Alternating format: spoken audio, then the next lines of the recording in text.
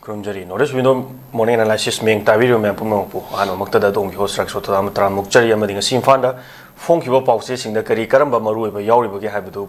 kana nabgi na makta khoi studio da lengchin library ba oza ma amatu do khambira oza Dr. HAOBIJAM GITAJEN oza political activist oza ba hano makta yeng biro bureau sing the Notice window ma kai de gita mukchari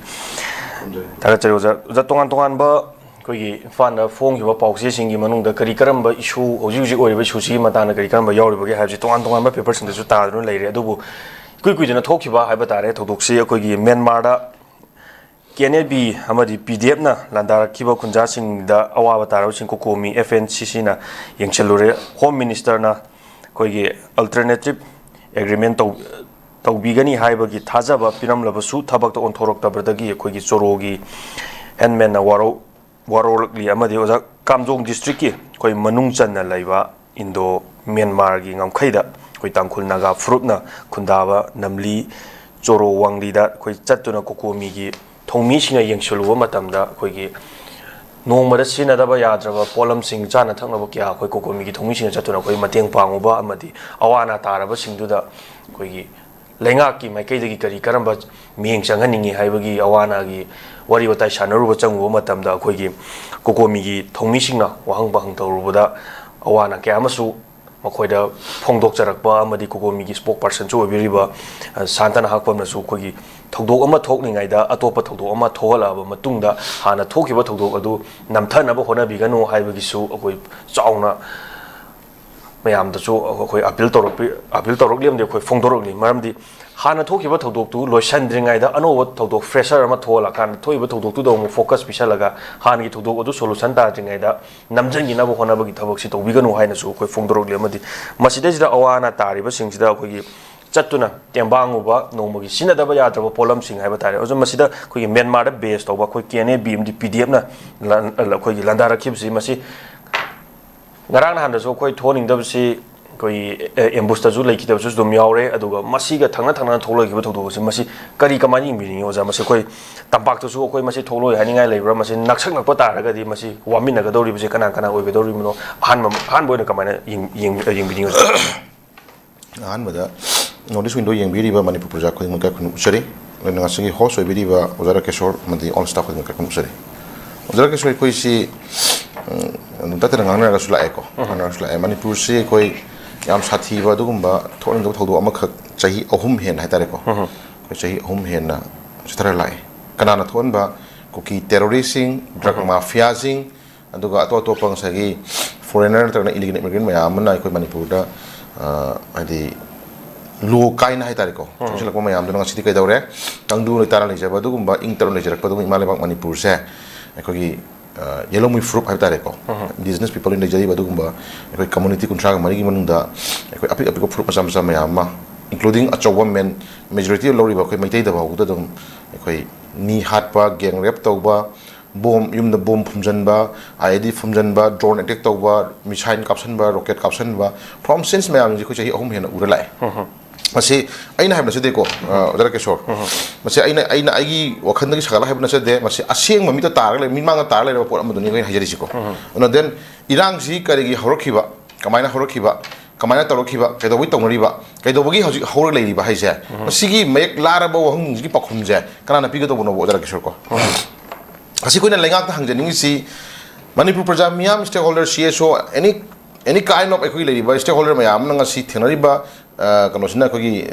lan sina kain haitara kadi adu ko ki terrorism drug mafia sing dagi isa nga thok jana ba isi asian mayam kanana ba yum me ke lanthum kanana ba dongta prajana adu ba defend to lan khalama ne ko adu kari gi hauriba kanana hauriba kai do bugi hauriba kai do bugi mi haliba kai do bugi drone attack toriba kanana kai do bugi kai do duri no ha ba ko wang si miyang wang si pakhunjina lenga na piga do ne RAKESHWAR ko adu still hoji ba lenga na ngasi ba boda ethnic crisis amo ina pusalakan da kasi kada ni wahang hangiba mayam ni pakhumje ngasi opidne lai ri ko RAKESHWAR adu ki mayek larab khudam di sahi ahum hian graba lan jigi manungda thengkhang nai ba kawam ngamroi da badugumba tangkak nai ba di thamoida punchi chupa adum kawung ngamroi le horo da tangkak nai ba mayam yaw khre ko adu ki manungda ngaran han da se khogi ka hetare Kamjong district manung hetare ko thokpa dugumba khogi sai haibi gi bedu ko jingcho phai choro ko ama ding sagi namli ko wangli da ꯉꯁꯥꯏꯒꯤ ꯊꯣꯛꯈꯤ ꯄ꯭ꯔꯣꯕ꯭ꯂꯦꯝꯁꯤ ꯇꯁꯦꯡꯅ ꯍꯥꯏꯇꯥꯔꯒꯗꯤ ꯃꯁꯤ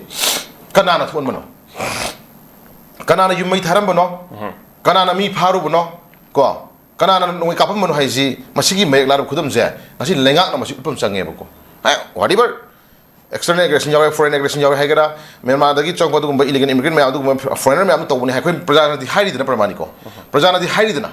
ko adula liba khoi village ship ne haire adu ngan handa jo video footage ma umatam da ada ida tari khunja mayam na haiba wa mayam tare ko ada ida khundari ba yum tari ba khunja mayam duna ngang ba wadu na chumudori bra नत्रग हाई छाई मयोन द table द फमग लेरिबा एसी काबंग फमग लेबिरिबा दुगुम अंग मथौ मयाम नि ngang बास चुमदुरिबा कुसन लाएबको हजि दिता तंगाय फदरै खोइना ओजरा केशोर इहे इसिंग तमक बावदा इहे इसिंग थियोरी अमदि प्रैक्टिकल हम लेदिन प्रमाणिको थियोरी अमदि प्रैक्टिकल अनि जे खोइ तु न चमिदा बिया द पोट खर लेबको थियोरी गथंग न चुमनि हाबक लेतेबको प्रैक्टिकल विद प्रैक्टिकल याउ दगदि दुम एग्जाम फेल याउ रिबने मत्रा प्रैक्टिकल द फेल प्रैक्टिकल याउ द बनिपा मना theory the 90% phang hair ka su practical fail ta ga fail dune ko adubu theory da mana theory ki phom do pass mark to yaudri hair ba buda practically phang ye mark na henjan na phang kan plus minus na kan da pass to sung yauri bane ko then means aduna takpodi ai hajin aduna takpodi theory amadi practical ni se ka dong da khoi thadon bu yaro ye ko adu side da library ba angama thom yam jinna nainari sina theory ne ko adu a sport awana thenariba nomoi kapami mi sini then swaina changai moi kunthra changai ni fu changai yangai changai maron swaina ngangi swaina yumai thaba hobani sina phabani ena proof evidence yauna ngangi kambu sinduna practical theory garo ne uli evidence ne ulai do aita ani sigi marta ikoi na jajan ngi ja Myanmar da changpa Myanmar da base to ma kene b brahma ko masi moina to buni habasi ko moina to buni habasi pdm to buni habasi ikoi na habna teba chai table la phamaga imphal me ona pha khabar par ko haibna teba ko khabar par kamu sun haibna teba ko sport do thenari praja miyam na madu haib pona mane sport do thenari praja miyam duna miyam nu khang khiba leader haitare ko mla mana sum make sin haigra bane foreign aggression yaure habasi mla ma samangna assembly da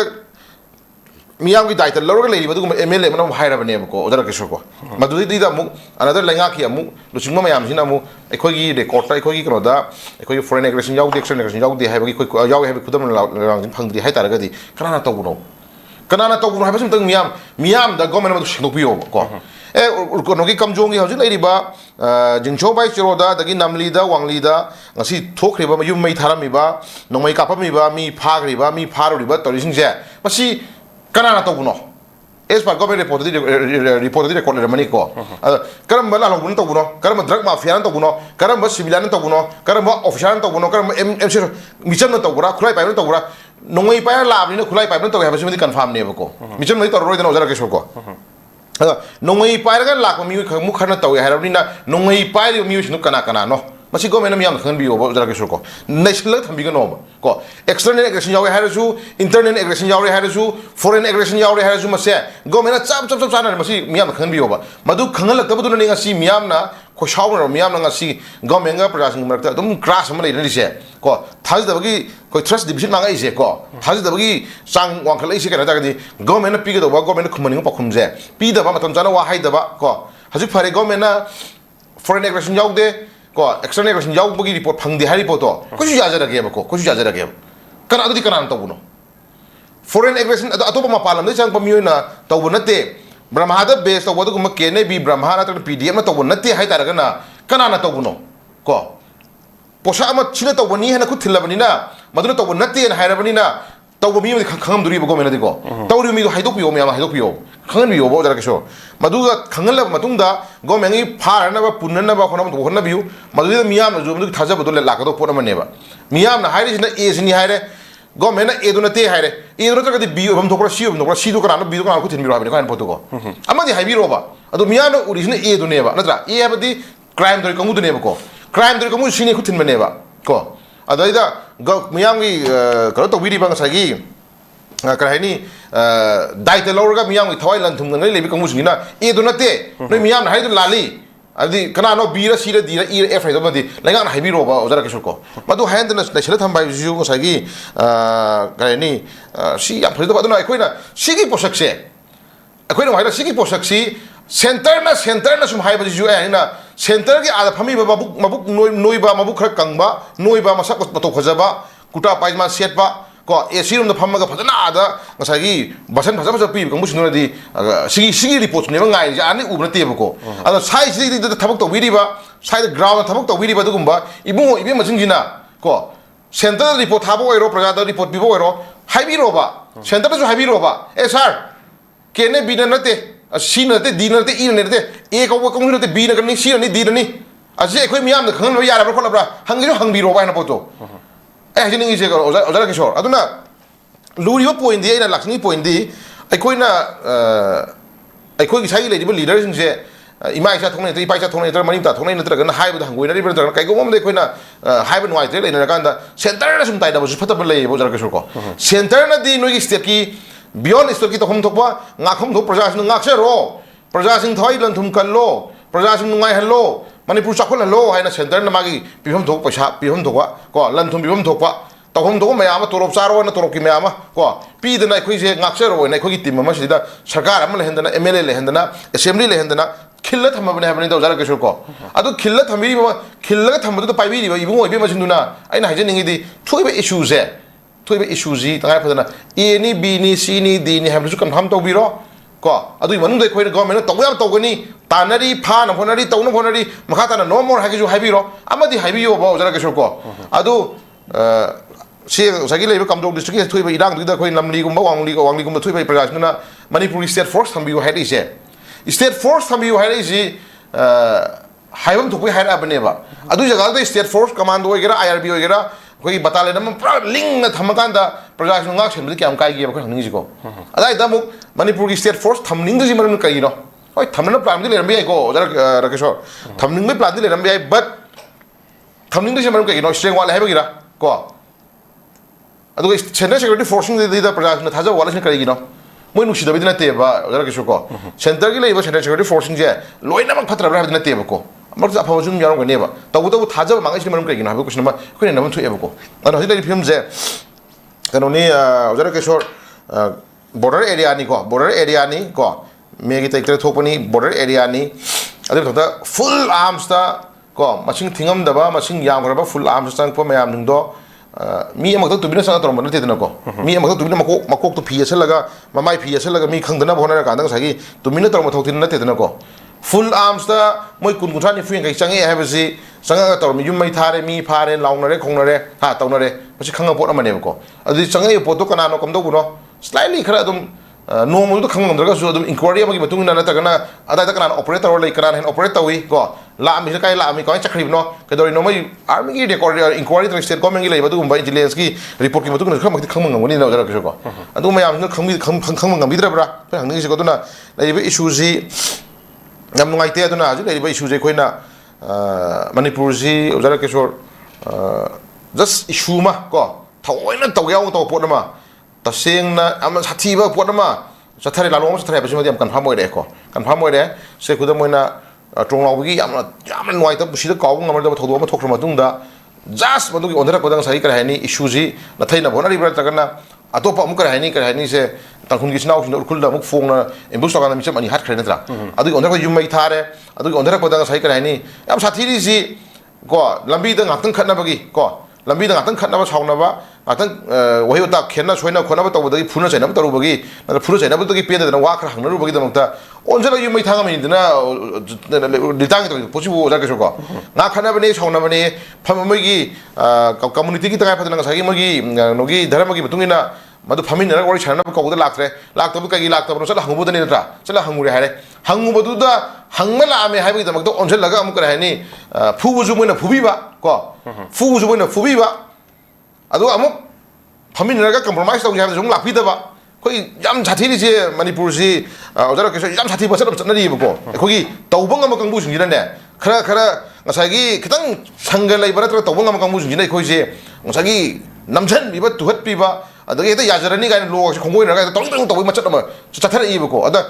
lak ju kai manam gi no na hangu ba dang da adugi potu de khara yenara lak da gi halaga na mi gi mai ba gi tu na thadok wi no ga sli tra adu thok pari num nai potu na ke dore matang dong na di ai border area so intra kya sathi gam ding yo ba sibok da sum ke dawre lai de issue gi ba lakshan na ba khona ba di la na kyam lu thawok no a kanom da ko gi yam sathi ba yam crime to ba mi sinaba yaba ko lekai amada situation koi khudam moina gang rape torme na tragana sahi sudriba nga am rape torme adi mi sinaba yaba du intention dadi police to long pharaga ha to long pharaga anda kota puso kanda mi do makun supagi oina sahi manga sahi tara magi hearing chatham tunga tare ko prisoner oina sahi manga tara ma ji bondi oina thame masagi maran lai ga na haiba lok budinga me ko ado drug karba to ba terrorist to ga mun je aina ta amar pharaga anda loan या तो मोह मतलब मुझे एक तो बहुत terrorist की एक पान लगा ड्रग की अचौबा खोगी कहनी अचौबा केस मैं कौन तो लगान पोतु चप चना मुझे तो वही आते हैं पोतु में थमजे लगान दा उधर कैसे हन्ने तो पोने है बनी दा को अतो हन्ने तो पोसक से अतुम याना थेम तरह सुम मी फारे हायरगा मी फारे तो मी नोई कापे हायरगा सीएसओ में आमगी लीडर कौरगा तौनो कुमसी को ना कंप्रोमाइज सौलो इदे बो जरा किस ngam nuai ro dilase ko urkhul da mi hanare ye hali su lan mi ko si kare ba ko gi namli wangli da thoiba problem ju yum mai thara me no mai kapa mi phare hairaga CSO me am kौरगा saunu kumsi ko irang thon gun ko na du tawlo ide me ozara ke shor oi tawrongani ko me mi pha na puno am tawrong be to system am sala ide ba irang tawradi pha dum pulisna pha dum irang to musing do lo work thong ni ga na मियाम द मदुगी थाजब दो लेहंद्रे photo ngal le ga saigi karani hoi mathang lakpi gadra no ai kusi jam lei ba klemani buchane ni om jeko mi hatu ya haraga mi hale haraga logi matungina phar buk torga mai marag matungina yam chawba scale don yam chawba irang yam chawba mawong ta thok thenaraga di phar khol ga mai matungina phanga do poto CSO lao stakeholder lao local leader lao mai pa bi lao mi khara kauraga duga phamina stoner gum siko yanna siko gain adu chane lei ba no je style ji no adu chuno kadana wa mani ngang obidong tadi ohe mani ngang obidong tadi ngasagi pha dan torem litini ma ubuda ozara ke si noi te duna hajul lei ba Myanmar gi ngaran han thokri ba Myanmar da base ba KNB ko Brahma the PDF na ngasagi ifong na haju kamjongi lei ba ngasagi manung chana lei ba 𝐍𝐄𝐖𝐒 choro ko the namli wangli da thui problem je adu ko ba Myanmar da Brahma da base to adu kumba ngasagi laloba group sing na changa to ne ba sima aina habna te praja sing u hoba khundu da lei adu da lei ba praja sing na adagi lingthau na adu da lei MLA na ko phongdok be swiss ma am aram na ta ga di adu di khoju kana na habna chumna ko him lakhre bo ozara ke ko sport da thenari ba ozara ke ki pramani wale hajri je ai gi yum da to ozara ke yum da crime ma tawre crime du gi wori mana last one yum mai thabani ai wi swana hakki tarambani na swana yum thugai birami no mai kapsulami aduni na imungi midun wori liri poto aduna chumduri bra u hok da mi kano da leiba sagi delhi da ni padna america da ni padna mai mai no mai kapsulam me tarambani hai ni padna tam wori liduri bra chumduri bra adi crime thuiba imai ben crime nangi ba imung manungi mi suna liba statement duna chum laduri bra sumna tai punba sangale kamu suna ngang ba ngasagi khulda moina imphal la hui ma takpada ko hui ma sum gari tauba da ngasagi asum area khra haidagi ba khungang da haidagi ba gi wori ni khai jari ko adum mi amana urakpa imphal la kasamba da hui ma ta aure sum hayo buduna mu khang haidara kan da kare ni kasamba da hui ni ta am haidara kasamba gi hui na te mi ne khang haidara adum last da kan da khang kilometer kun thana thara kan da sai kasamba da hui ma ta aure kasamba da mi manga si de na sanu phim ne lakti point ji ko adu dei da aina haini di sport da thenari ba mi suna jigin lai ba ngasagi namli wangli da thuiba thenari ba project li ba wori duna landuri bra sidagi chalaga yengbiru ba iboi be ma agam thome aduna chalaga yengu uri ba sinuna chumduri bra ko hanung ko sila khre ba ko adu da ga sai area se kare haini ozara keshor ingong jo porom lai ba ko ingong jo porle duna ngasagi sport da thuiba tonglaw de thoki ba ima mama masa ahum gi manung da masa ari leitraga mama sokpogi thodok to sport da tawri ba problem gi ba inquiry magi report ma dugna phang finding dura landri ba chumdri bra natraga na minna uraga taraga tasinna minna ga ta urura ta ba na ko ma taraga sagala ga ne was ngina chumdri ba kusam lak tu ne ba ko adi sai area se ojara keshor last ka hai ni asi badang mangba adagi den yumai thara badang mangba ko haju da ngai mamang de haija bado terrorist na drug mafia na yum mai thage haiju yum mai thadana ba thawai mangal lag lawra ga haiju thawai mangi dana ba ekoi je khu shelaga tum ma cha ba se koi sai ga ni chungtung ga tum da chera jara ga no mai ka pe ha ba ho sien ba ko yum mai thadu yum ga se koi chaka pa laga ne thori thuru chinga ga kai no phadu ga chinga thamai mong do koi lang do re last ko aduna kapai ba misnu na mai tharami mi tharami ba mising no mai kapai misnu le chung re ba ko mayam na adu jaga da ga yum chale ri no ꯅꯪꯗꯤ ꯌꯨꯝ ꯃꯩ ꯊꯥꯕꯗꯨꯗ ꯃꯇꯝꯗꯨꯗ ꯀꯩꯗꯧ ꯂꯩ ꯀꯥꯏꯅ ꯑꯣꯟꯁꯤꯜꯂꯒ ꯑꯩꯈꯣꯏꯒꯤ ꯃꯤꯁꯤꯡꯗꯨꯗ ꯑꯣꯏꯅ ꯑꯋꯥꯕ ꯇꯥꯔꯤꯕ ꯃꯤꯁꯤꯡꯗꯨ ꯑꯣꯏꯅ ꯑꯩꯈꯣꯏꯅ ꯀꯣꯏꯁꯟ ꯑꯦꯔꯥꯏꯁ ꯇꯧꯕ ꯐꯤꯕꯝ ꯂꯩꯔꯦꯕꯀꯣ ꯑꯣꯖꯥ ꯔꯥꯀꯦꯁꯣꯔ ꯑꯗꯨꯅ ꯂꯩꯔꯤꯕ ꯄꯨꯟꯁꯤ ꯃꯍꯤꯡꯁꯦ ꯑꯩꯈꯣꯏꯁꯦ ꯗꯥꯎꯗ ꯍꯤꯡꯕ ꯇꯥꯔꯦꯀꯣ ꯗꯥꯎꯗ ꯍꯤꯡꯉꯤꯅꯤ ꯍꯧꯖꯤꯛ ꯍꯤꯡꯉꯤꯁꯦ ꯑꯩꯈꯣꯏ ꯀꯔꯤ ꯍꯥꯏꯅꯤ ꯑꯣꯖꯥ ꯔꯥꯀꯦꯁꯣꯔ ꯀꯔꯤ ꯍꯥꯏꯒꯗꯧꯕꯅꯣ ꯑꯩꯈꯣꯏꯒꯤ ꯑꯉꯝ ꯑꯊꯧ ꯃꯌꯥꯝꯁꯤꯡꯁꯦ ꯏꯄꯥ ꯏꯄꯨꯒꯤ ꯄꯧꯔꯧꯗ ꯑꯩꯈꯣꯏꯒꯤ ꯃꯤꯠꯇꯣ ꯍꯥꯏꯐꯦꯠ ꯁꯦꯞꯆꯟꯅꯔꯒ ꯆꯠꯄꯗ ꯏꯕꯨꯡꯉꯣ ꯅꯪ ꯃꯤꯠ ꯁꯦꯞꯐꯝꯗꯗꯤ ꯅꯪ ꯇꯣꯝꯕꯅꯤ ꯍꯥꯏ ꯑꯗꯣ ꯑꯗꯨꯒꯤ ꯇꯥꯏꯞꯇ ꯉꯁꯥꯏꯒꯤ ꯑꯩꯈꯣꯏꯒꯤ ꯂꯩꯔꯤꯕ ꯂꯤꯗꯔꯁꯤꯡꯁꯦ ꯗꯦꯜꯂꯤꯒꯤ ꯂꯨꯆꯤꯡꯕꯁꯤꯡꯅ ꯉꯁꯥꯏꯒꯤ ꯀꯔꯤ ꯍꯥꯏꯅꯤ ꯃꯤꯠ ꯅꯥꯝꯃ ꯁꯦꯞꯄ ꯌꯦꯡꯕꯗꯨꯅ ꯀꯩꯅꯣ ꯉꯁꯥꯏꯒꯤ ꯀꯅꯥꯅ ꯀꯔꯤ ꯑꯣꯏꯅꯣ ꯈꯪꯗꯕ ꯐꯤꯕꯝ ꯂꯩꯅꯔꯦꯕ ꯄꯣꯠꯁꯦꯀꯣ ꯑꯗꯨꯅ ꯂꯩꯔꯤꯕ ꯐꯤꯕꯝ ꯌꯥꯝ ꯍꯥꯏꯅꯤꯡꯗꯦ ꯀꯩꯅꯣ ꯑꯣꯖꯥ ꯔꯥꯀꯦꯁꯣꯔ ꯌꯥꯝ ꯍꯥꯏꯖꯅꯤꯡꯗꯦ ꯑꯗꯨꯅ ꯂꯩꯔꯤꯕ ꯐꯤꯕꯝꯁꯤ ꯃꯅꯤꯄꯨꯔ ꯊꯣꯛꯏꯕ ꯏꯔꯥꯡꯁꯤ external aggression नत्रगना foreign aggression नत्रगना internal whatever any illegal immigrant or amata yaude mapani khud yaude illegal immigrant khud yaude haige gen habiro nangakshna ko yam clear on habiro yam thona phana hore nuala condemn ngai duna ko manipur thobe irang se illegal immigrants ngi obe irang yaude influx manipur influx hengate mitok mina sa hengate ko अदे border area दा दुगुम्बा लमेन तुयनबा अतोबा मपान लमगी ओबा लानो जिंग चंगदे को अदो हजि नोमै कापिबा Manipur नोमै कापिते नोमै कापिबा cookie नोमै कापिबा Nagas नोमै कापिबा मी हारि तजिंजे मसे सिननी अदुना मसी अखोय issue लेते हाइगना government याम well foundation हाइबियोबको मी सिरगादना मु action लखलनी हाइगुम्बा लेना थारो हाइगुम्बा को अदु ngसाइ मु वाजे हाइरोगा अदुना नि खुथिलगादना मदुदि याउदे हाइगुम्बा अदि कैनोमै चेन चत लेरेबा ओजा रकेशोर लेदि फिल्मजी yeng tare kai dor kono yeng tare aduna iseng sengna akhoi hojik yaudaba su oisinu ko thokdaba su oisinu hajik micham yam sirina jitia micham yam sire yum yam mai thare micham yam kanghong chaire masagi leibak manung da refugee na siele ko adagi mirot na siele program yam ji imai bin yam ji meman tadre lehum jam khangdre thum jam khangdre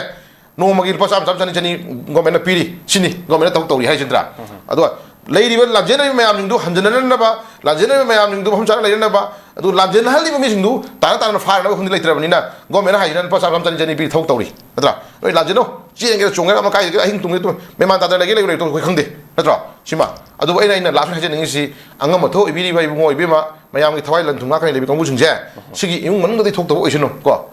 को moi macha masuda moi mari mata da moi mai nupi ngangda ko mai mai kai chakpa adagi gang rap tau bana mi hat pa tu pa yaura kanda moi mami ti bi ta da di oisinu ko ka shaining le sina ka shaining le ti da ka so ko a chau sang gang bu jing je a shoi ngam yau da oisinu a chau sang gang bu jing je ka ni sok da oisinu ko a chau sang gang bu jing je moi da awana ta da oisinu ko moi da nuai sinu praja mayam na siba changba na ba ko kang khong ngong chen ba sinu praja gi mathau ni ko प्रजा की करो नेदुना प्रजा मयाम जी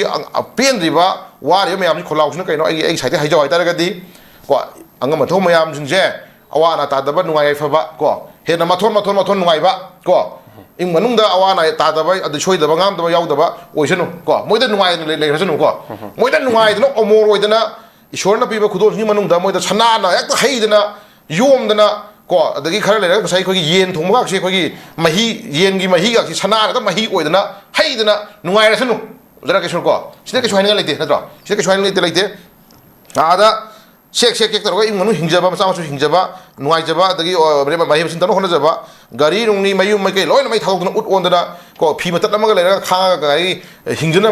अपिक उचेक मसा मसु बाउदा सांगा मा बनो थो सांगा बाउदा मकोन हायम लेरिबनी ओजार केशोर को मकोन लेरिबनी मसा मसु नुसिब खांगी को अपिक मसा दो मसिनजाक थीरगा हलागा मसिनजाक इनबिगनी खांगी को जीव पान मौता प्रमाणी को मसा नोंसित लाकांदा मसा सिंदो नोंसित हुमदो पिरमगद्रा नत्रगना अवाबा तारमगद्रा खलकांदा हंजलकांदा नों शुरबाबुदा उचेक मसा सिंदो अदुबाबुदा मामा उचेक अचोबसिंदना मसा खनबिदना मसा सिंदो चोतना खोतनाबा टेक्तना मांगदना सिदना नादना बैना मिरोन थोक्तबा वखन खनदबा मिसिंदबाबुदा सांगा बाबुदा मसा नोंसिब खांकांदा सेनबियेबको अदु मिरोन खांगिबा चनबि खांगिबा लोना बाउन तौरिबा फबदा खांगिबा अखोइ ताइबो मियोबसि मरक्ता साइ अखोइदि केदौरे सिदना गाउदना चेंदना कोचेन चेन हिंग पुसि जिबाबुदा साइ करानि ngapi सेनबिनबदि लायदना साइ करानि खांगो सिनि भाइ लेबसिद्र बिसु कन गानि लेद्रे दुना प्रजा सिंजिगि पुसि महिंजे अखोइ इसा सिदनाबा इसागि युमै थादनाबा इसासे कंजनबदम तै खोइना छेनजबा अखोइ इसागि थौ को अदुगा अखोइबु सेनबिनि लेबे कंबु सिंगिनाने असोयंगाम याउदबा नुंगाय याइफबा को मारो मथोन हापदना मोइदा नुंगाय याइफदना याइफदना को हेन नुंगायबा करोड़पति मिलियनेयर ओइदना पृथ्वी अफावबदुगुम्बा साइ करे हाइनि adum lai thak tai da ko lai thak ta mathon ka da nungai fa ko ra jinu ha khom je smai tham da ke chu pa the hom je sai tham ja ge da ke thak che oja yamna marik chu mo fam ne do ga masi ga hafa ko ye mari lener hai ba tare ko gi kran han jut ko thoki ba phajin ki ba micham ko gi miam kanna ba ko gi security force na chingi ba fam ka ya da ko gi coming operation cha tha ba ho khre do bu cha thari ba coming operation je hapta ma ji matung den hai ba tare phajin ki ba mi jina ngasi far ga ngasi dagi na week amagi matung da coming operation cha tharak bani tawri bise ko gi thodo ga si ko gi thado baptist church ki ko gi luchingba hum hato khro matung da ku ki singna phajin ki ba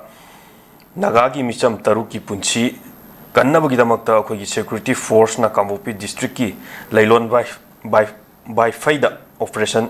chathari oja masi chathari bo ko operation je week amagi matung da hai batari hafta amai matung da ni phajang ki ba mina ngasi pha kar ga ngasi gi hek matung da gi hafta ama leer ga da operation chatharak bani masi hingna leram ki dra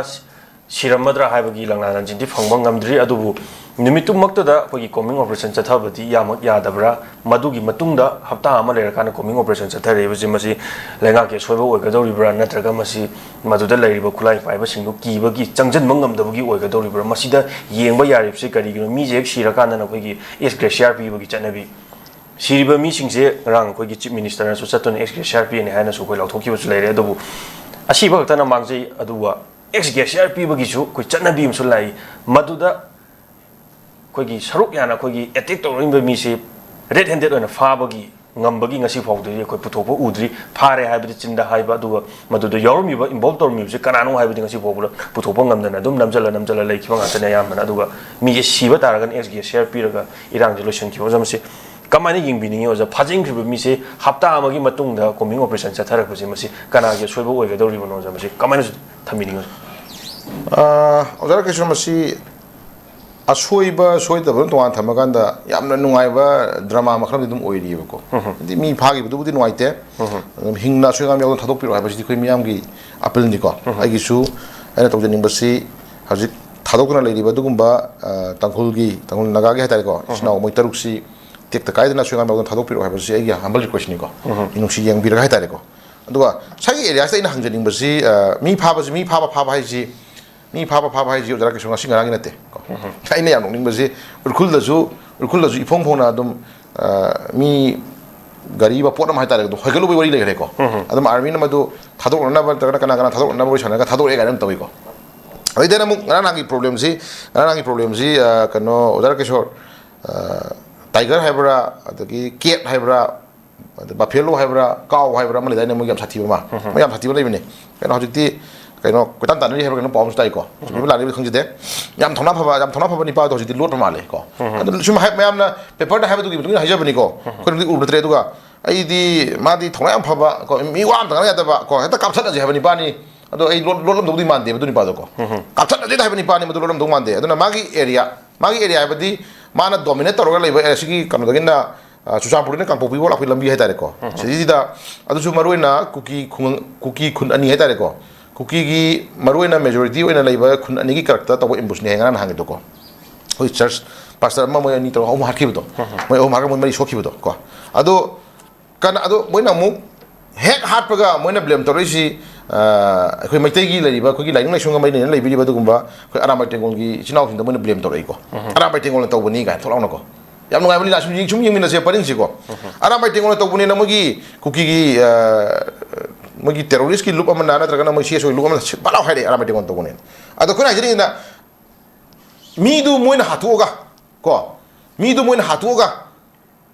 mitai ka multi da blame kono khona libra ko sinam ni kana nindro ko ado aramai tengon to bonen hai terkena madu gi mayek lara bala na jinna mon ka puthom dri ado aramai tengon to bonen hai ka to gi nagagi sinau gi tong sinau gi phari ba ko sini ko khana ngi je ado aramai tengon na phum du sala to du je kari ground no ko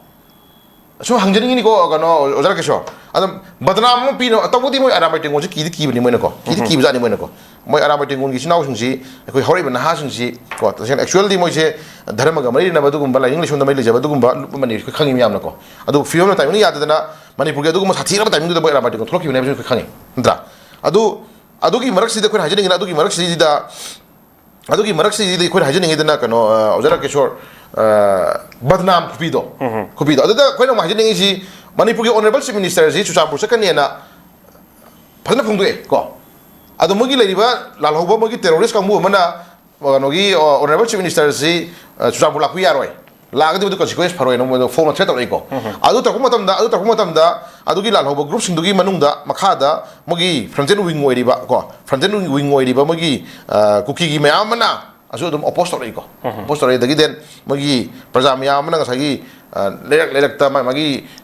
thok tana kong thok tana thingna ma khona biu ga na praja mayam robo disin ke dum tai ko adu taragadi honorable chief minister si namfu sapuda lakui yai ko adu taragadi khoi ina ama thonde yararoi atra mi khara hate yararoi ha magi planning ama lei ko adu taragadi ngasagi haidaraga ngasagi maitai sing hatpa natragana tangkhun gi sinau sing hatpa ko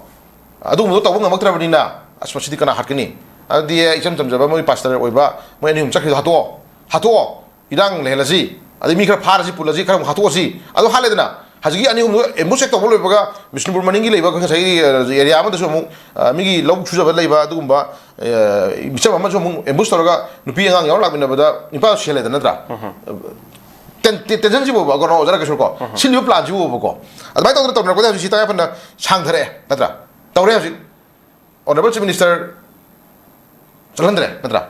irang thole hairam ni natra chalandre tawndre that means adun ta ko di moina moi apa ma thawam tono khona matamda moina pa ma thawdu oina khona matamda any moment amada mi hat pangami nomai ka pangami manipur je moina irang lehen ge sungami irang lehelo sungami moina tawning ma tawang bagi dumba kano ma lehaba simadi mek lan tae ko tak ro jara keso hadi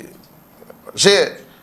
honorable chief minister lakne badu la andana ma khona matamda mi hat ngami dana pramani ko atra adu taishan na bana moite taishan ni ko ana mai tengong chinau chingdokre clear to tokre ko clear ko madu thau dukhe mari de madu ko yauju de chingdokre ka bakha tar hangam ledi moina adu chingdokre patun de ke tawre naga gi mi phare ko hai ya la kan dai na jing ji jara ke shor phari mi khu pha je pulap phare ko pulap phare kana na phari ba adu ya mi myam du mi ama ni phang mudra question ni ko kai imai ben adu pharu bada yauru ba thador ko nupi myam ni pau tam ko ure natra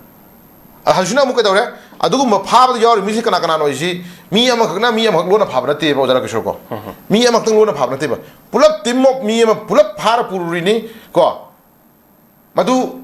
slightly kana na to kun haba ji kha khum to ko leini ko ada de dugi tawri ba tim adu tawri ba mayam indo adu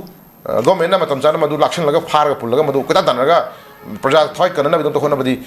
yadara khusne ko ngani ko akhona taja matam da kana ki CSO leader mayama church ki leader mayama kau dana madu yasana khone ga khoi pawta jai ko ajara di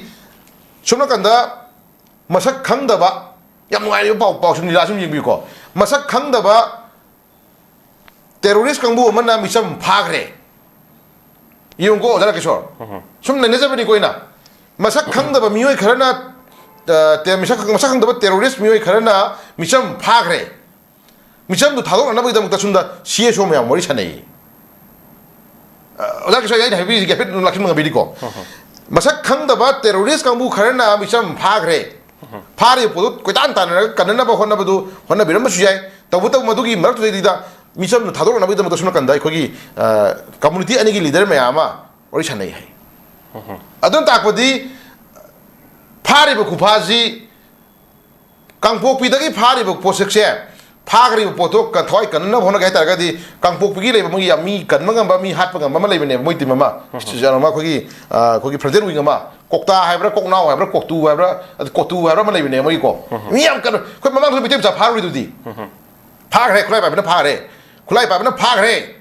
ada moi kokta haibra koknau haibra adagi kotu haibra adagi kaino khogi adu kamuri woi chana kanda moi na mung tor ga khoi kan bira mi ko ga nam thador khre du di ma mo odara kisho then misalnya tak padi mi fan mengamba mi halan mengamba mi kan mengamba tu gumba mungkin siapa soal itu memang lagi dia beko. Ada yang sudah kanda pagi bemidu jara kesor pagi bemidu kuitan tanah karena bagi lembidu hona diri ngaida ko. Sudah kanda mungkin siapa soal leader kera mungkin pastor kera kali per mungkin leader kera itu ko. Thaduk orang boleh channel ini. Then misalnya tak padi link ama ko correlation nama leh bagi mami tak ro. Kano odara kesho ko ai na ji odara ado sai area sta moi cookie in p haibra adagi koknau haibra cookie in p haibra cookie uipui haibra kuki kaya tadi opi hai berapa nama lagi kamu sini tu mau kita item ni lagi dia bawa orang kesor ko mau singji lakukan laga mau singji far mau leader sini far kan dah sab sana mau kaya ini likul lina ba na terkena mau itu sab sana mau tu kaya ba lu kaya kesor ko pada kamu itu mana kaya lagi bawa orang kesor ada thador ko tu thador kere ko mi meam far ore meam thador re manipur sih kesor am cawal lam nate orang kesor ko manipur sih kesor am cawal lam nate ando bu hoi udragadi amani aduga thawoina sugumagi crime mayam ngisida senaraga crime lehendana bhonari badugumba department mayam lai ko department mayam nje masagi karahani kaidok lebi buno tolop chau cha lebi kaidok lebi buno kaidok bai khangoi no natra do khangoi no india da pakistan da base to badugumba terrorist mayam na india gi mafam kharada terror attack torani habagi pausi tawdringai mamangdagi alarming loktuna India sih enak lahon dana wari ni pada sena nih, betul? Aduh mbak border lanjut lah kan teroris kambu mana India ada attack teror ni hebat kan ada di India kira intelligence mana ngasih kerja ini, ya mana pada section terang lokot pidana kerja ini, irang tuan dana ba, tapi asal kami yang dana sena dana lebih tinggi maga. Ifong ba, icam cuma percaya ama hostel ina paraga pugi ba macam dah. Ngasagi madu kinem tawa madu kan ngam da bahaya besar. Jadi kesuk saya area sih dah lapse sih kamu kan horror lagi begini biuba. Ada ki singi area dah operator lagi ba central security forcing do. Mau matau juga ini ba. Kau nak jadi ni sih.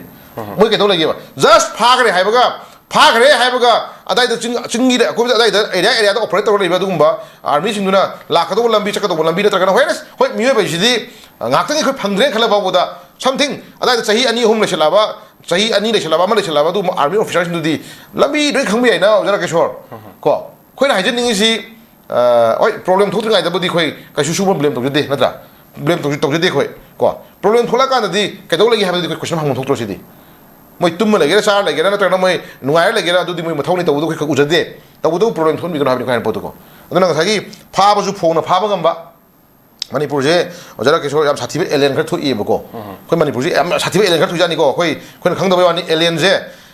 ngong pai lai dana adum koi masi mi je phar ke khala di ko mara tong ma gari car nung mi nung pulop yaw ne gari ge yaw na ta pulop job long lai dana pulop pura ta chaki ma ki ba tare gari ju thing da bi mi ju thing da bi dum alien khar lai manipur je ko khudum ma na se me adu gi me la khudum mai bu kisam pa ta ki koi pr mong da mang gi ba kari mi mu ke sai ra ka no ko ya ina ma kari mi ba kalau kita ini mah, kali mami kita ni, ujara kesor, untuk recall tu jauh kiko, kau ikan tu, kari, mukes, ko, luang them mukes, ko, magi Maruti Alto car 800 MN05J 0018 ko, adom cakar kari sumang kare ko, adom masih alien ni ko tu cuma putus alien, adom nak sih cuma cam na, ujara kesor cam na, unawana sahaja yum dilai na. Koi bom top song na sahaja yum sahara sunnah yum jumi problem mang tu ni kau sekolah tu tahu sih. Manipur yum sahaja elem macam tu jar kau karingan lagi tu hujur lagi film je ngani kau itu kau ifong na ibu suram mi harap ni ifong na tu ki pakum mi harap ni ifong na tu ki mi problem apa ni ada ifong na para puru poto ada ki mi je maximum nupi ngan kata dore betul apong mati tu tahu sih kau apong tu tahu apa ni lemori mau mata terus ya haji bau dah tahu berin tak padi kau ayo kan nanti masih adu makan bilang mudra khalle bako mangam da busu oisinu ko adu busu dida khogi leibi diba adu gumba tangkhungi odagi wifi gi khungi ga dai phagi ta naga gi sinau khunje moi ngarang pi statement da kali haini moi pi statement da asi bhakchang oresu sinabi khoi logjage ga na government request oi khoi tari bako upai leiti hoji gano jara kesor ajik tangai phadna ne khoi ajini se shiraga mangre thiba khangre haira bawda khoi kaimta laman khumjara roi ko khoi kaim tawjaroi karim tawjaroi kaim haijaroi asi bhakchang thok tong ni pibiu haibane ba kaya mu yam tu lagi ti miro khoi kano se gano ojara kesor aduna khoi haije duni sai khoi gi mangi ba khoi gi hemaje ichan thoi nga mi ke mangi ba khot ki mi oi kya no mi ku try na khoi thi bangdri tra adu hakchang do adu imung manu hasi ma mi pi kangdri hatra halakhidra haloi do khangdri ko shigre haiba gi declare su khoi haiba ngamde ko halakhini haiba asam su ke le jari tra adu chu mayam ningse khoi shigre hairasu saru pulang ji sinabiro habi khoi na thai je khoi ke doruni ko adugi magri ba mama pa masi manau mayam khoi leiriba si yong tawre ba irang mayam sida suk yang ro mioi laktra mitra wa sina onsel laga dugu mami hat pajing do khoi na ngasagi tawno rage haiba su ko meni ataba ha ꯑꯗꯒꯤ ꯁꯤꯔꯤꯕ ꯃꯥꯡꯉꯤꯕ ꯃꯌꯥꯝꯁꯤꯒꯤ ꯑꯣꯏꯕ ꯂꯃꯟ ꯈꯨꯝꯃꯒꯦ ꯍꯥꯏꯕꯁꯨ ꯒꯣꯔꯃꯦꯟꯅ ꯌꯥꯗꯕ ꯀꯣ ꯑꯗꯨꯒ ꯉꯁꯥꯏꯒꯤ ꯍꯤꯡꯒꯤꯁꯨ ꯌꯥꯗꯕ ꯁꯤꯒꯤꯁꯨ ꯌꯥꯗꯕ ꯍꯥꯏꯕꯒꯤ ꯑꯩꯈꯣꯏꯒꯤ ꯑꯃ ꯂꯩꯗꯥꯏꯅꯦ ꯐꯤꯕꯝ ꯑꯃ ꯑꯗꯨꯒꯤ ꯇꯥꯏꯞꯇ ꯑꯩꯈꯣꯏ ꯄ꯭ꯔꯖꯥꯁꯤꯡꯁꯦ ꯑꯗꯨꯅ ꯑꯣꯞꯁꯟ ꯂꯩꯇꯦ ꯃꯥꯡꯈ꯭ꯔꯤꯕ ꯁꯤꯔꯤꯕ ꯅꯥꯔꯤꯕ ꯃꯌꯥꯝꯁꯤꯡꯁꯦ ꯑꯩꯈꯣꯏ ꯁꯦ ꯇꯉꯥꯏꯐꯗꯅ ꯑꯩꯈꯣꯏꯗ ꯃꯃꯥ ꯃꯄꯥ ꯑꯩꯈꯣꯏꯗ ꯁꯤꯟꯅꯕꯤꯌꯨ ꯀꯣ ꯃꯣꯏꯒꯤ ꯃꯊꯧ ꯃꯥꯡꯊꯣꯛꯆꯒꯦ ꯍꯥꯏꯕ ꯅꯠꯇ꯭ꯔꯒ ꯎꯄꯥꯏ ꯂꯩꯇ꯭ꯔꯦꯕꯀꯣ ꯑꯗꯨꯅ ꯍꯧꯖꯤꯛ ꯇꯉꯥꯏꯐꯗꯅ ꯌꯦꯡꯉꯣ ꯍꯧꯖꯤꯛ ꯇꯉꯥꯏꯐꯗꯅ ꯉꯁꯥꯏ ꯑꯩꯈꯣꯏꯅ ꯅꯩꯅꯖꯕ ꯃꯇꯝꯗ ꯉꯁꯥꯏꯒꯤ ꯅꯝꯂꯤꯒꯤ ꯋꯥꯡꯂꯤꯗ ꯂꯩꯔꯤꯕ ꯌꯨꯝ ꯃꯩꯀꯩ ꯃꯌꯥꯝ ꯃꯩ ꯊꯥꯗꯣꯛ ꯈꯣꯠꯇꯣꯛꯂꯤꯕ ꯆꯍꯤ ꯂꯤꯁꯥꯡꯁꯤꯅ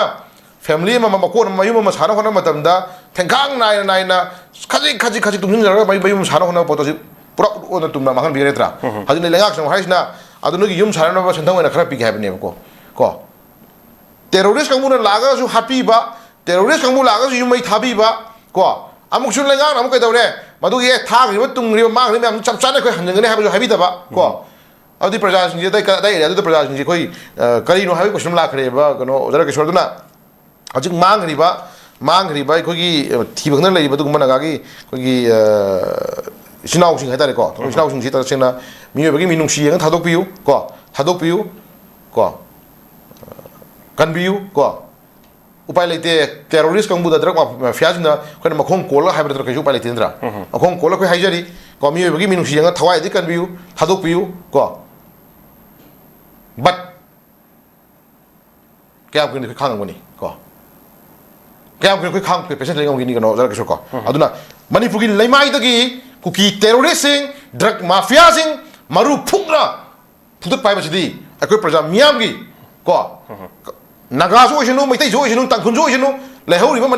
ꯃꯅꯤꯄꯨꯔ ꯀꯟꯕ ꯄꯥꯝꯕ ꯃꯅꯤꯄꯨꯔ ꯊꯨꯒꯥꯏ ꯄꯥꯝꯕ ꯀꯥꯡꯕꯨꯁꯤꯡꯒꯤ ꯑꯄꯨꯟꯕꯒꯤ ꯑꯣꯏꯕ ꯈꯣꯜꯂꯥꯎꯒ ꯂꯣꯏꯅꯅ ꯃꯅꯤꯄꯨꯔꯒꯤ ꯂꯩꯃꯥꯏꯗꯒꯤ ꯑꯗꯨꯒꯨꯝꯕ ꯀꯨꯀꯤ ꯇꯦꯔꯣꯔꯤꯁꯁꯤꯡ ꯗ꯭ꯔꯒ ꯃꯥꯐꯤꯌꯥꯁꯤꯡꯁꯦ ꯑꯩꯈꯣꯏꯅ ꯃꯔꯨ ꯐꯛꯅ ꯐꯨꯛꯅ ꯃꯨꯊꯠꯄ ꯃꯥꯡꯍꯟꯕ ꯍꯥꯏꯕꯁꯤꯃꯗꯤ ꯑꯩꯈꯣꯏ ꯄꯥꯟꯗꯝ ꯑꯣꯏꯒꯗꯕ ꯃꯐꯝꯁꯦ ꯁꯨꯃꯥꯏꯅ ꯊꯝꯖꯒꯦ ꯑꯩ ꯇꯥꯒꯠꯆꯔꯤ ꯑꯣꯖꯥ ꯌꯥꯝꯅꯁꯨ ꯃꯔꯤꯛ ꯆꯨꯝꯕ ꯋꯥꯐꯝꯅꯤ ꯑꯩꯈꯣꯏ ꯂꯩꯔꯤꯕ ꯏꯁꯨꯁꯤꯒꯤ ꯃꯇꯥꯡꯗ ꯃꯩꯇꯩ ꯄ꯭ꯔꯖꯥꯁꯤꯡ ꯑꯃꯗꯤ ꯐꯨꯔꯨꯞꯁꯤꯡꯁꯤꯅ ꯄꯦꯟꯗ꯭ꯔꯤꯕꯁꯤꯡꯁꯤ ꯑꯩꯈꯣꯏꯅ ꯂꯤꯡꯖꯦꯜ ꯃꯥꯟꯅꯕ ꯑꯃꯗꯤ ꯑꯩꯈꯣꯏꯅ ꯑꯃꯨꯛꯇꯪ ꯌꯨꯅꯤꯇꯤ ꯑꯣꯏꯔꯀꯥꯟꯗ ꯉꯝꯅꯕ ꯊꯦꯡꯅꯕ ꯑꯃꯗꯤ ꯂꯥꯁꯇ ꯑꯩꯈꯣꯏꯅ ꯄꯥꯝꯃꯤꯕ ꯄꯤꯁ ꯍꯥꯏꯕꯁꯦ ꯐꯪꯅꯕꯒꯤꯗꯃꯛꯇ ꯍꯣꯠꯅꯃꯤꯟꯅꯁꯦ ꯍꯥꯏꯕꯗꯨꯅꯤ ꯊꯥꯒꯠꯆꯔꯤ ꯑꯣꯖꯥ ꯆꯤꯜꯂꯨ ꯃꯇꯝ ꯀꯥꯏꯊꯣꯛꯄꯤꯗꯨꯅ ꯉꯁꯤꯒꯤ ꯏꯝꯐꯥꯜꯗ ꯐꯣꯡꯈꯤꯕ ꯄꯥꯎꯆꯦꯁꯤꯡꯒꯤ ꯃꯔꯨꯑꯣꯏꯕ ꯑꯃꯗꯤ ꯅꯣꯔꯠ ꯏꯁ ꯋꯤꯟꯗꯣꯒꯤ ꯑꯦꯅꯥꯂꯥꯏꯁꯤꯁ ꯑꯁꯤꯕꯨ ꯃꯄꯨꯡ ꯐꯥꯍꯟꯕꯒꯤꯗꯃꯛꯇ ꯑꯣꯖꯥ ꯋꯥꯏꯅꯤꯡꯉꯥꯏ ꯂꯩꯇꯅ ꯊꯥꯒꯠꯆꯔꯤ ꯑꯃꯗꯤ ꯌꯦꯡꯕꯤꯔꯤꯕ ꯚꯤꯌꯨ ꯄꯨꯝꯅꯃꯛꯄꯨꯁꯨ ꯑꯔꯣꯏꯕ ꯑꯣꯏꯅ ꯈꯨꯔꯨꯝꯖꯔꯤ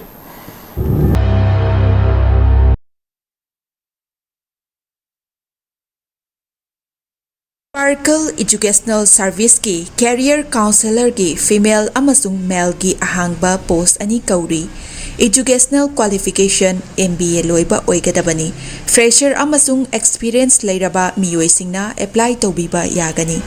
ꯍꯦꯟꯅ ꯑꯀꯨꯞꯄ ꯃꯔꯣꯜꯒꯤꯗꯃꯛ 7005-063196 ꯅꯠꯇ꯭ꯔꯒꯅ 9366230077 ꯗ ꯀꯟꯇꯦꯛ ꯇꯧꯕꯤꯔꯛꯎ ꯅꯠꯇ꯭ꯔꯒꯅ ꯑꯩꯈꯣꯏꯒꯤ office Sparkle Educational Service, 2nd floor, Northeast Window TV Building, Hata, New Tikon Road, Imphal East, Manipurda, Lengsinbirau.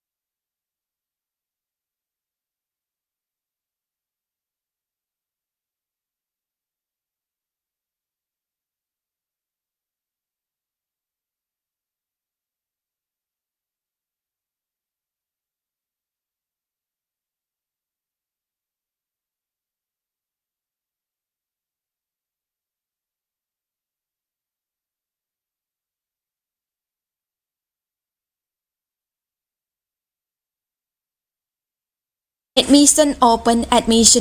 National Institute of Electronics and Information Technology NELIT Imphal-gi tongan-tonganba course-singi admission haujari chahi amagi PGDCA chahi anigi MCA MTech AI and ML MSc IT MSc Bioinformatics yauna 2026-2027 session gidamak chahi marigi BCA BSc Computer Science BTech AI and ML amasung chahi ahungi Diploma Engineering da ming chananaba registration toba yaragani PG DCA MCA MTech AI and ML MSc IT MSc Bioinformatics ki oina registration tobagi aroiba numit lakliba June gi tarik 12 ni entrance test na June gi tarik 13 ta phangthokani BCA BSc Computer Science BTech AI and ML gi registration tobagi aroiba numit na Megi tang kunni entrance test na Megi tarik 13 da phangthokani nupa macha amasung nupi masagi hostel gi khudong chabasu pijari